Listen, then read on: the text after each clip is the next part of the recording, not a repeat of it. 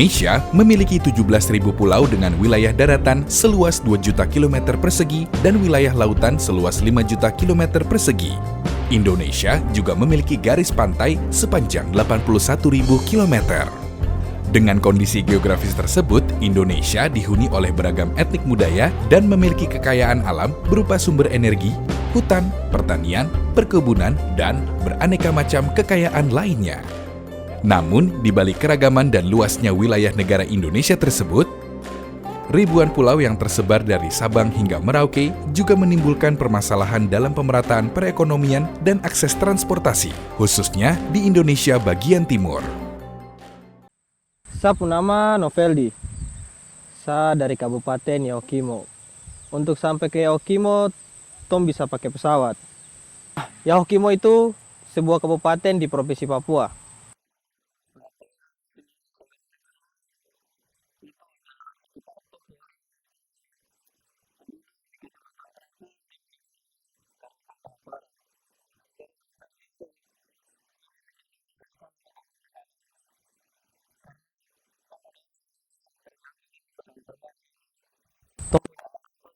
Perekonomian bisa pesawat, mungkin dia bisa angkat barang-barang ke atas biar Tom bisa belanja dengan murah juga di atas. Saat ini, Indonesia bagian timur telah dilayani beberapa operator penerbangan nasional yang menggunakan jenis pesawat terbang kecil dengan kapasitas penumpang 19 orang. Namun, pelayanan ini baru dapat menjangkau sebagian kecil dari daerah yang ada di wilayah tersebut. Hal ini terjadi antara lain disebabkan jumlah pesawat terbatas dan sebagian besar sudah tua atau sudah tidak layak terbang. Peran dan pentingnya transportasi dalam pembangunan ekonomi adalah bahwa transportasi berfungsi sebagai urat nadi kehidupan ekonomi, mobilitas penduduk yang tumbuh bersamaan dan mengikuti perkembangan yang terjadi dalam berbagai bidang dan sektor. Namun yang terpenting adalah peran transportasi dalam kaitannya dengan aspek ekonomi pada negara dan masyarakat. 1. Ketersediaan barang. 2. Stabilitas dan penyamaan harga. 3. Berkembangnya usaha skala kecil. Sedangkan latar belakang sosial budaya dan politik pengembangan kawasan perbatasan memerlukan suatu langkah strategis dan komprehensif. Wilayah perbatasan termasuk pulau-pulau kecil terluar memiliki potensi sumber daya alam yang cukup besar, serta merupakan wilayah yang sangat strategis bagi pertahanan dan keamanan negara. Namun demikian, pembangunan di beberapa wilayah perbatasan masih sangat jauh tertinggal dibandingkan dengan pembangunan di wilayah ibu kota provinsi. Namun, untuk mewujudkan transportasi pesawat terbang tidaklah mudah dibayangkan dikarenakan karakteristik wilayah Indonesia yang berbentuk kepulauan yang memiliki kontur geografis berbeda-beda. Hal tersebut memerlukan rencana pengembangan landasan yang berbeda-beda pula. Untuk keperluan landing dan take-off pesawat, kemudian berdampak pada penentuan jenis pesawat yang dapat terbang dan mendarat di bandara tersebut. Kebutuhan pesawat yang dapat take-off dan landing di landasan pendek dipicu oleh potensi geografis Indonesia yang 70% atau sekitar 480 bandaranya hanya memiliki runway kategori kecil dan airstrip, yakni tidak lebih dari 800 meter.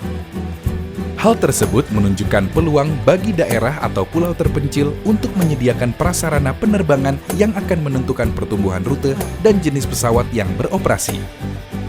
Jarak antar daerah yang dilayani rute penerbangan akan menentukan juga jenis pesawat yang digunakan. Untuk lokasi Indonesia, pesawat yang cocok adalah pesawat perintis dengan kapasitas penumpang 19 orang dengan daya kargo 2-3 ton dan daya jelajah 1.000-1.500 km. Diperlukan pesawat yang dapat terbang beberapa kali pada jarak yang lebih pendek, sesuai dengan karakter penerbangan perintis tanpa perlu mengisi bahan bakar di setiap pemberhentian untuk mengantisipasi terbatasnya persediaan bahan bakar di daerah pedalaman. N219 sangat memiliki nilai strategis bagi bangsa Indonesia. Kenapa? Karena pesawat jenis N219 inilah yang sebenarnya tengah kita butuhkan. Ya. Indonesia itu negara kepulauan terbesar di dunia, negara kepulauan yang paling panjang terbentang di garis khatulistiwa. Sejak mulai merdeka dulu, Bung Karno udah memikirkan bagaimana menjaga persatuan kesatuan dari negara kesatuan Republik Indonesia yang letak tempatnya sangat strategis dan yang bentuknya kepulauan terbesar. Nah, mengapa dia menjadi strategis? Mengapa mempunyai nilai yang sangat penting? Karena dia bisa melaksanakan fungsi-fungsi pemerintahan menembus daerah-daerah terpencil yang terisolasi di daerah-daerah kepulauan tadi. Daerah-daerah kepulauan yang terpelosok, yang terisolasi itu hanya tergantung kepada air transportation. Pada daerah-daerah tersebut membutuhkan pesawat-pesawat sekelas N219. Terbatasnya jumlah pesawat perintis yang masih didominasi oleh pesawat jenis kecil yang sudah tidak layak terbang akan menjadi masalah jika dihadapkan pada perkiraan kebutuhan pesawat perintis tahun 2011 masih akan besar. Beban jumlah jam terbang yang tinggi untuk satu pesawat perintis yang beroperasi akan sangat beresiko dengan standar keselamatan dan keamanan yang harus diutamakan dalam penyelenggaraan pesawat udara. Dalam mengatasi hal tersebut, pemerintah sudah mengambil tindakan antisipatif untuk mengembangkan pesawat terbang dari tahun ke tahun dan dari masa ke masa. Indonesia pernah menorehkan sejarah kedirgantaraan dengan mengembangkan pesawat N250. Namun, karena pesawat tersebut belum masuk tahap sertifikasi yang disebabkan oleh krisis ekonomi 1998 dan diminta berhenti oleh International Monetary Fund atau IMF, maka terpaksa pesawat N250 berhenti diproduksi. Pada tanggal 28 Juli 2011 menjadi sebuah titik awal untuk membangun kembali kepercayaan bangsa Indonesia, yaitu dengan diadakan rapat kerja panitia teknis Depanri, pembahasan lanjutan pengembangan pesawat perintis N219 diselenggarakan di kantor Lapan Pusat Jalan Pemuda Persil nomor 1 Jakarta Timur.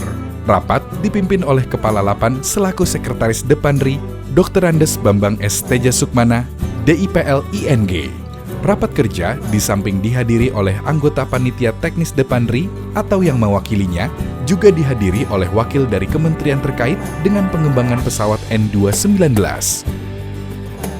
Salah satu langkah konkret Lapan Pustekbang sebagai lembaga riset dan pengembangan adalah dengan melakukan 1. Wind Tunnel Test, 2. Transfer of Technology, 3. High Lift Device atau winglet. Wind tunnel testing dalam tahap optimalisasi desain aerodinamika pesawat N219, Lapan bekerja sama dengan Laboratorium Aerogas dan Getaran atau LAGG yang fasilitasnya dimiliki oleh BPPT dan berada di kawasan Puspitek Serpong untuk pengujian terowongan angin berkecepatan subsonik. Model uji yang digunakan adalah model pesawat N219 dengan skala 1:63 diuji dalam berbagai macam variasi uji, sehingga didapat konfigurasi desain yang optimal. Research and Development High Lift Device atau winglet. Pengujian winglet merupakan kerjasama penelitian antara Lapan dan PT Dirgantara Indonesia pada tahun 2012 sampai 2013 yang lalu sebagai bagian pembelajaran pengaruh winglet terhadap sayap pesawat terbang. Dari pengujian winglet di terowongan angin, didapat desain winglet yang optimal yang dapat meningkatkan efisiensi bahan bakar yang dikonsumsi pesawat saat terbang. Transfer of Technology atau TOT dalam program peningkatan kualitas SDM Engineer Lapan dalam program pengembangan pesawat N219 ini, Lapan berperan aktif dengan mengirimkan 28 engineer muda untuk bertugas di PT DI Bandung untuk turut serta terlibat dalam proses perancangan pesawat N219 dimulai dari drawing gambar, analisa struktur, perancangan sistem, dan pengembangan alat uji. Diharapkan engineer muda ini dapat menerima tongkat estafet keahlian khusus dalam merancang pesawat dari para senior engineer PT DI yang sebagian besar akan memasuki usia pensiun pada beberapa tahun mendatang. N219 itu sebenarnya gagasan awal dari PT DI yang ingin mengembangkan pesawat terbang seperti N250. Nah, Lapan sebagai lembaga litbang yang juga diamanatkan turut mengembangkan industri kedirgantaraan, industri pesawat terbang, maka kemudian Lapan mengambil peran, terutama dari segi pembiayaan awal dan dari segi pengembangan SDM yang nantinya tentu akan mendukung industri kedirgantaraan. Mulai dari perancangan, kemudian pembuatan prototipe, dan nanti sampai dengan sertifikasi yang nantinya untuk menjadi pesawat yang layak terbang. 8 ikut serta dalam perancangan, kemudian juga melibatkan SDM-nya untuk sekaligus mengembangkan potensi dan kapasitasnya sebagai lembaga penelitian yang nantinya mampu dalam kegiatan-kegiatan pengembangan pesawat terbang dalam konteks yang lebih besar untuk siap masuk dalam industri. Jadi N219 ini satu sisi dimanfaatkan untuk mengembangkan SDM, baik di lingkup 8 sebagai lembaga litbang maupun di PTDI sebagai industri pesawat terbang.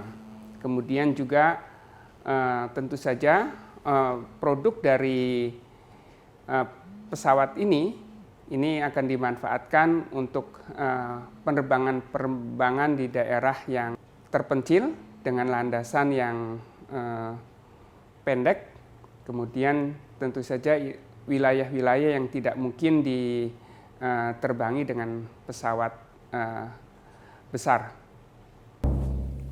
Pesawat N219 adalah pesawat udara tipe komuter dengan kapasitas penumpang 19 orang. Dirancang untuk penerbangan jarak pendek yang harus dapat dioperasikan pada landasan tak beraspal di wilayah pegunungan. Pesawat ini juga dirancang sebagai pesawat multifungsi dengan rancangan konfigurasi untuk penumpang, kargo, disaster relief atau medical evacuation, biohazard transport, patrol maritime, atau patroli perbatasan, bahkan dapat dipersenjatai untuk parameter firing dan ground attack. Pesawat ini mampu mengangkut beban hingga 2.500 kg, mampu melakukan take-off di landasan sepanjang 465 meter dan landing pada landasan sepanjang 510 meter. Selanjutnya, 8 beserta stakeholder terkait akan merancang beberapa pesawat seperti pesawat N245 yang merupakan pesawat dengan 2 engine dengan kapasitas angkut 45 penumpang, sedangkan N270 merupakan pesawat dengan 2 mesin yang memiliki daya angkut lebih besar, yakni 70 penumpang. Terbanglah N219 untuk masyarakat Indonesia yang lebih baik. N219 menghiasi langit biru, karya anak bangsa.